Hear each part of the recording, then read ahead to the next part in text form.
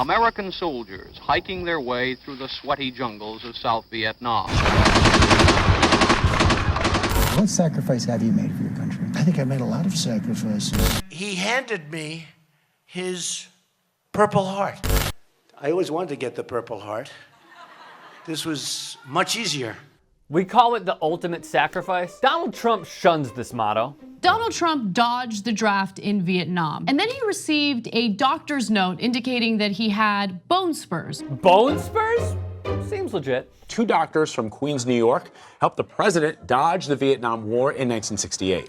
Dr. Larry Braunstein was a podiatrist who rented a medical office from the president's father, Fred Trump Sr.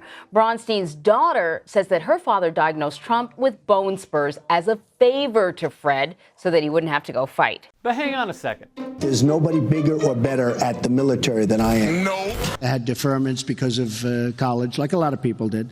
Numerous deferments because of college, and I had a foot thing, and I had deferment for that. The lie detector determined that was a lie. Trump had been active in various sports, including basketball and baseball. Nobody's fighting for the veterans like I'm fighting for the veterans. Oh my God, stop fucking lying. He didn't want to serve, yet mocked the late John McCain. He's not a war hero. He's a war hero. He's a war hero. 5.5 years. He's a war hero because he was captured. Donald Trump is a rich, entitled prick.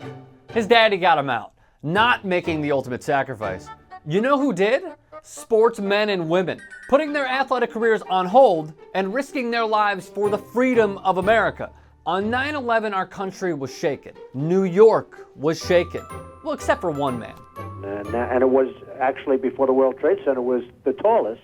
And then when they built the World Trade Center, it became known as the second tallest, and now it's the tallest. In sports, the National Football League suspended their Week 2 fixtures. However, this attack inspired action from one man in particular, Pat Tillman. He turned down a 3-year, $3.6 million contract with the Arizona Cardinals of the NFL to enlist in the Army in May 2002. Tillman died, serving his country in Afghanistan, but then Trump did the unthinkable. With Colin Kaepernick's silent protest, Trump, against the Tillman family's wishes, politicized the slain Tillman as a prop for anti-kneelers, retweeting his image. Tillman's widow would say this. Pat inspired countless Americans to unify. Pat's service, along with that of every man and woman's service, should never be politicized in a way that divides us. We are too great of a country for that. Trump's favorite sport is baseball. Hold up. Back in the day, guys like Ted Williams, a Hall of Famer, served as a Marine pilot in the Korean War, flying a total of 39 missions and losing part of his hearing. Roberto Clemente joined the Marines. Nolan Ryan missed the entire 1967 season due to service with the Army Reserve. Willie Mays went from 1951 Rookie of the Year to Korean War draftee, missing 266 games. And even the man who broke the color barrier in baseball served as a corporal, Jackie Robinson. He loves the Yankees?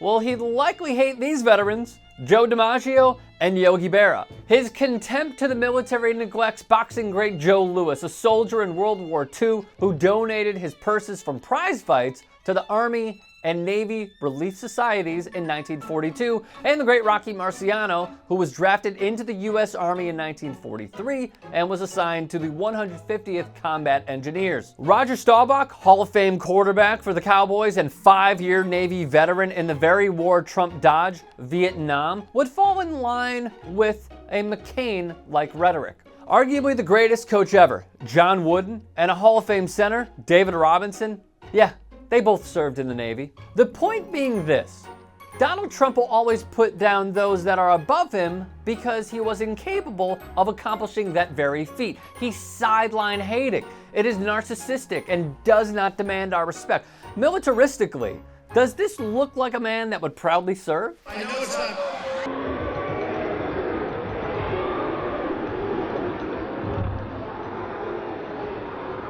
Nah. From sports to politics, the man has unequivocally proven his disdain for nothing short of the Kremlin-led dollar signs and damned if you do, damned if you don't unpatriotic mentality, even if those that came before us come last. If you'd like to hear more thought-provoking content like TYT Sports on Facebook and to help in my journey to keep media independent, go to tyt.com/Rick.